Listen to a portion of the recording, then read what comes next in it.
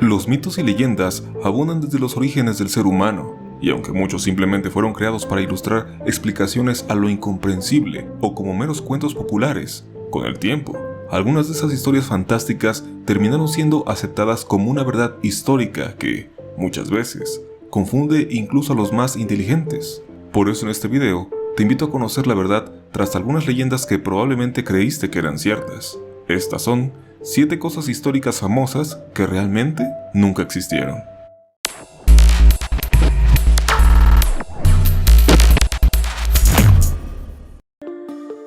La noche del 30 de octubre de 1938, Orson Welles, un actor y futuro director de cine reconocido, sorprendería a los Estados Unidos con la adaptación de la novela de Herbert George Wells, La Guerra de los Mundos, haciéndola pasar como un auténtico reporte de noticias radial, el cual alertaba sobre la aterradora llegada de extraterrestres poco amistosos a nuestro planeta. Obviamente dicha invasión nunca sucedió, y el supuesto impacto que ésta tuvo, tampoco. Seguramente has oído por ahí que la transmisión radial de la Guerra de los Mundos de Wells provocó un pánico descomunal en la población estadounidense, produciendo terror a nivel nacional, haciendo que la gente corriera despavorida a buscar refugio y que el pánico no cesó en varios días. Sin embargo, el impacto real de este evento fue mucho menor. La realidad es que si bien es cierto que algunas personas llamaron a la radio a preguntar si era cierto lo que se estaba transmitiendo, las mediciones de la audiencia oficiales de CBS estiman que el show de Wells apenas llegó al 2% de los radioescuchas potenciales,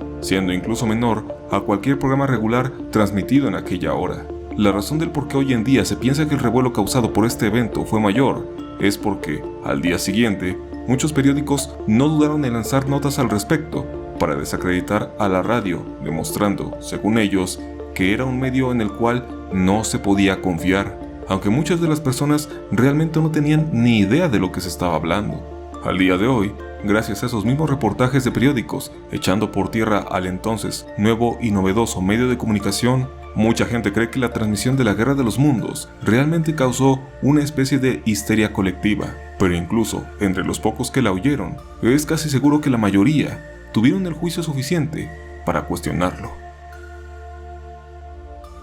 Aunque hoy en día, hablar del descubrimiento de América puede ser un tópico un tanto controvertido, dependiendo de a quién le preguntes, la realidad es que mucho de lo que se sabe al respecto es una elegante mentira. Contrario a la idea popular de que el deseo de Colón, además de buscar una nueva ruta a las Indias, era también demostrar que la Tierra no era plana, la verdad es que la gran mayoría de la gente educada de ese entonces era más inteligente que un terraplanista moderno, pues la redondez de la Tierra era un hecho lógico más que aceptado por la gente común y corriente. Con respecto al viaje de Colón, seguramente en la escuela escuchaste que él viajó en 3 barcos, los cuales recibían los nombres de La Niña, La Pinta y la Santa María, pero la verdad es que es probable que fueran más de 3 embarcaciones las que acompañaron al navegante. Pero con respecto a esas 3 que podríamos decir eran las principales, sus nombres también eran distintos. Santa Clara era el nombre del barco más pequeño, aunque ciertamente es posible que entre los marineros le apodaran La Niña.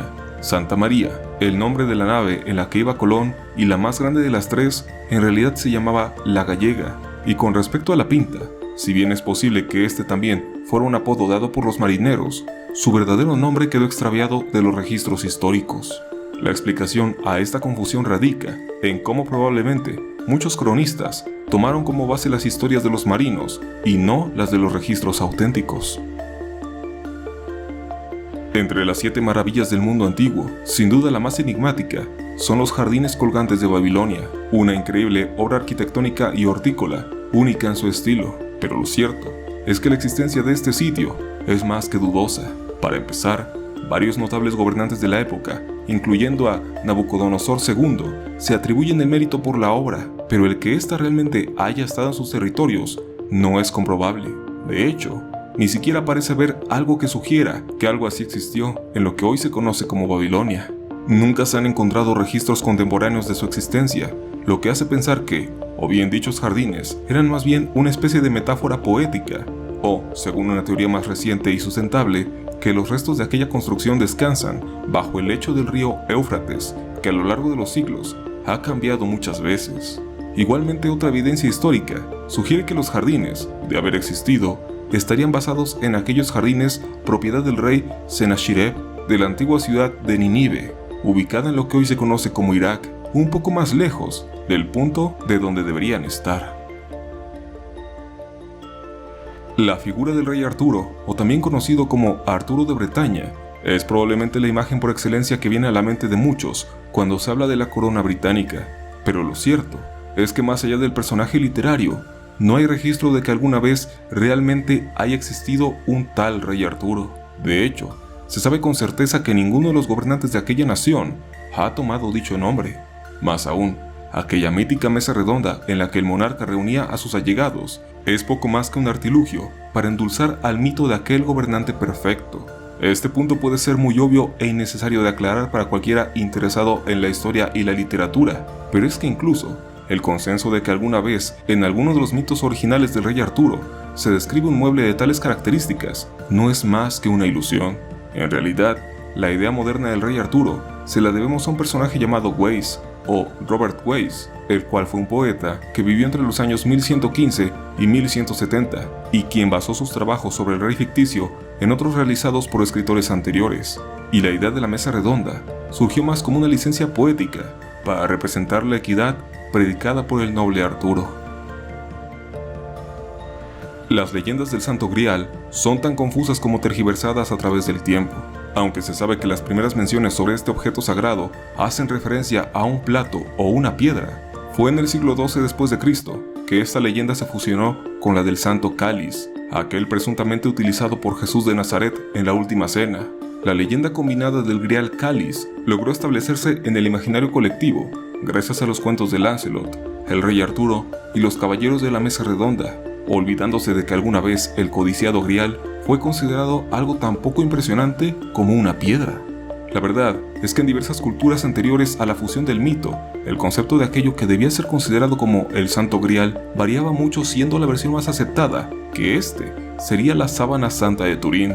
Numerosos objetos en distintas épocas y distintas zonas de Europa y Medio Oriente han aparecido a lo largo de la historia, otorgándoles fraudulentamente el título del Santo Grial. Pero además del hecho de que ni siquiera se sabe qué es lo que se tiene que buscar, la vaga información de su existencia fuera de los mitos hace las cosas muy complicadas. ¿Existe un artículo santo? De ser así, ¿qué es? Y para empezar, ¿realmente es santo? La Torre de Babel, registrada en Génesis capítulo 11, nos habla de cómo todos los descendientes de los sobrevivientes del gran diluvio universal hablaban un lenguaje común, algo que contradice lo que podemos encontrar en Génesis 10, donde se nos habla de que los descendientes de los hijos de Noé, Sem, Cam y Jafet, iniciaron diferentes naciones con distintos lenguajes. Pero más allá de eso, siguiendo con la historia de la Torre de Babel, aquella construcción la cual Dios detuvo, haciendo que los presentes en ella hablaran distintos idiomas, separándose y formando distintas tribus, haciendo que la edificación quedara abandonada a su suerte, en realidad se asemeja mucho a lo que puede encontrarse en los mitos de otras culturas.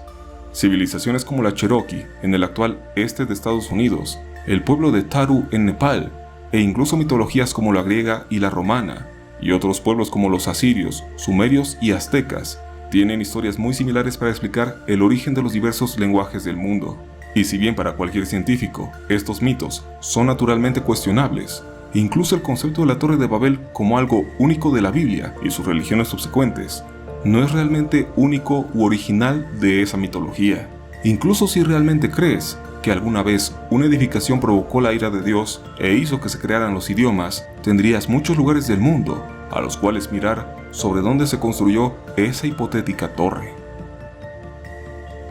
El mito del Dorado originalmente se refería a un cacique habitante de la Colombia actual, al cual los conquistadores españoles se referían como el Hombre Dorado, mismo que, según la leyenda, a modo de ritual, se había cubierto de polvo de oro antes de entrar en la laguna de Guatavita, pero de algún modo, la leyenda se fue tergiversando poco a poco, hasta que El Dorado fue el nombre de una enigmática ciudad perdida, tan rica en oro y piedras preciosas, que las calles estaban pavimentadas del amarillento metal, y que esta misma urbe imperial quedó esfumada en el aire con la llegada de los codiciosos conquistadores. Aunque el explorador Juan Pizarro Alonso es referido como uno de los hombres principales en la búsqueda de aquella ciudad, es probable que él poco tuviera que ver con aquella búsqueda, y en realidad fueran varios de sus lugartenientes los que se aventuraran a buscar el sitio. A la par de esto, según los registros de Sir Walter Raleigh, quien acompañó a varios exploradores a finales del siglo XVI y expediciones que continuaron hasta el siglo XIX,